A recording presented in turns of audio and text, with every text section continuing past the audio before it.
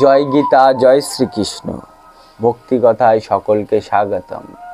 আজকে আমি 13 অধ্যায় থেকে প্রকৃতি পুরুষ বিবেক যোগ করে তোমাদেরকে শোনাবো। প্রকৃতিং পুরুষং চৈব বিদ্যানাদি উভাবপি বিকারস্যাংশ গুণাশৈব বিদ্ধি প্রকৃতি সম্ভবম।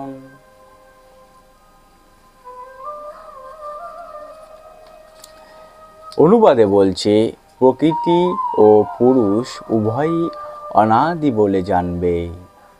তাদের বিকার ও গুণসমূহ প্রকৃতি থেকেই উৎপন্ন বলে জানবে।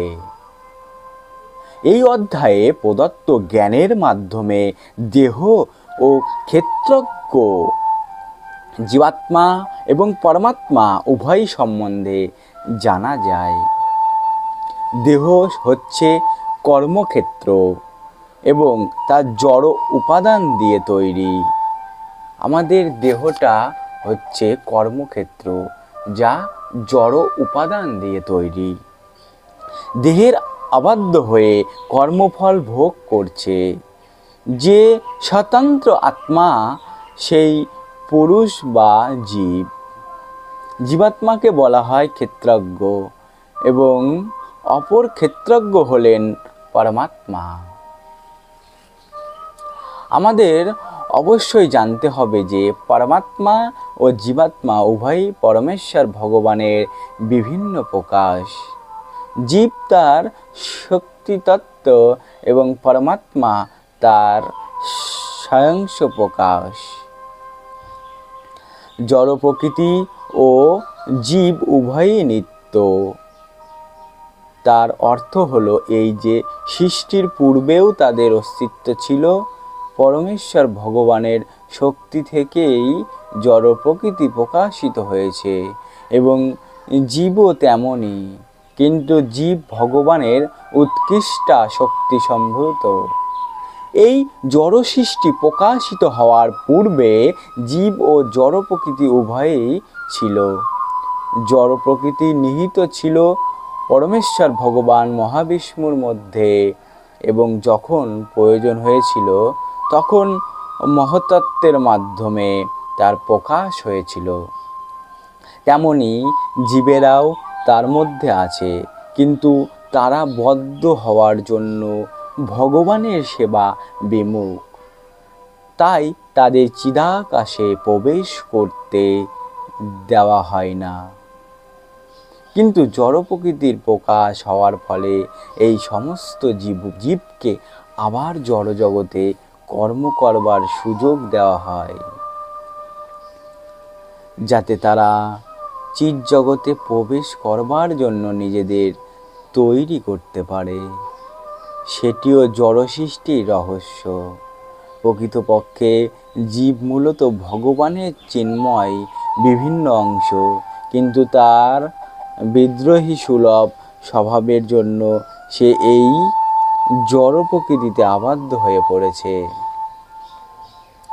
ভগবানের উৎকৃষ্ট শক্তিজাত এই সমস্ত জীব যে কিভাবে এই জড় জগতে সংস্পর্শে এলো তা নিয়ে মাথা ঘামাবার কোনো প্রয়োজন নেই।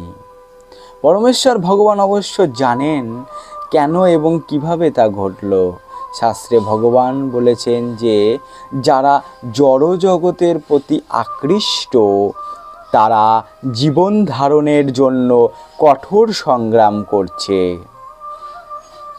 কিন্তু এই কয়েকটি শ্লোকের মাধ্যমে আমাদের নিশ্চিতভাবে জানা উচিত যে জড় প্রকৃতির 3টি গুণের প্রভাবে সংগঠিত সমস্ত পরিবর্তন জড় প্রকৃতির দ্বারাই পরিচালিত।